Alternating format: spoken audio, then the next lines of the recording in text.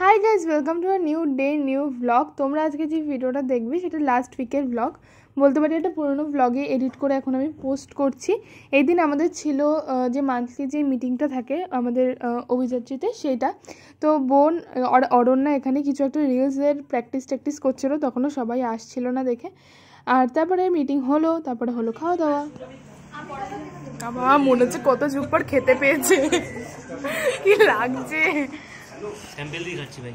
তোরা তিনজনে চুল থেকে তোদের নামগুলো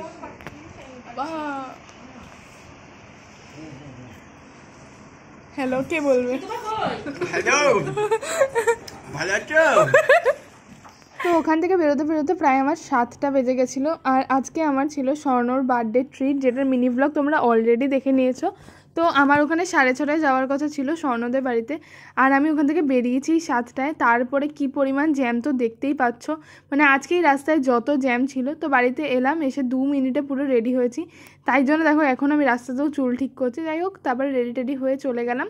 সবাই চলে এসেছিলো, একমাত্র আমিই ছিলাম যে বাকি। আমি তো যখন গেছি তখন দেখি ওরা খাওয়া শুরুও করে দিয়েছে। আমি গেলাম পর আমার খাবারটা আবার বললো, তারপরে আমি খেলাম। এখানে সবাই মিলে একসাথে অনেকক্ষণ মজা করলাম, গল্প করলাম। জানি না কেন এই রেস্টুরেন্টে এই নীল আলোগুলো দিয়েছে। এই নীল আলোতে ছবি একদম বিচ্ছিরি ওঠে, কোনো জায়গায় নীল আলো, কোনো জায়গায় সাদা আলো। যাই হোক, তারপর ওখানে আমরা খাওয়া দাওয়া করে সবাই চলে গেল। এখানে আমরা এসেছি স্নেহাদের বাড়িতে রিলস বানাবো বলে।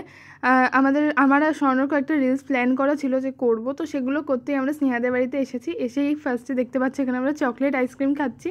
আর এখানে স্নেহা এসে আগে এত গরম ছিল ওই দিন, সেজন্য ও তাড়াতাড়ি করে আগে জামাকাপড় ছেড়েছে আর বলছে যে ভিডিও না তোলার জন্য। এখানে স্বর্ণ বসে বসে সব গিফটগুলোকে আনবক্সিং করছিল, আর এখানে এই যে থ্যাংক ইউ বলছিল আমার ভিডিওতে। যাই হোক, আমি আর অরিজিনাল ভয়েসগুলো দিলাম না। তারপরে আমি বাবাকে ফোন করে দিলাম, বাবা এসে আমাকে নিয়ে গেল।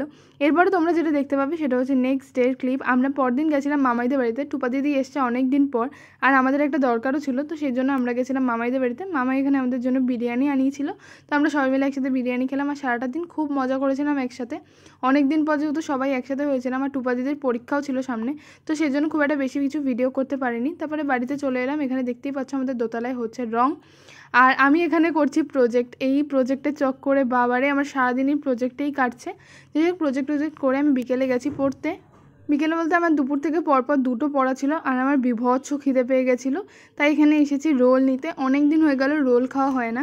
আর এই রেস্টুরেন্টটা থেকে, মানে যেই রেস্টুরেন্টে স্বর্ণ আমাদেরকে খাওয়াতে এসেছিলো, এটা সেইখানকারই। আর আমি ভিডিওটা এডিট করতে গিয়ে দেখলাম যে এই যে আমি বেরিয়ে বাইকে বসে যে ক্লিপটা, এই দিনেও যে জায়গা থেকে আমি ক্লিপটা নিয়েছি তার আগের দিন আমি একই জায়গা থেকেই ক্লিপ নিয়েছি।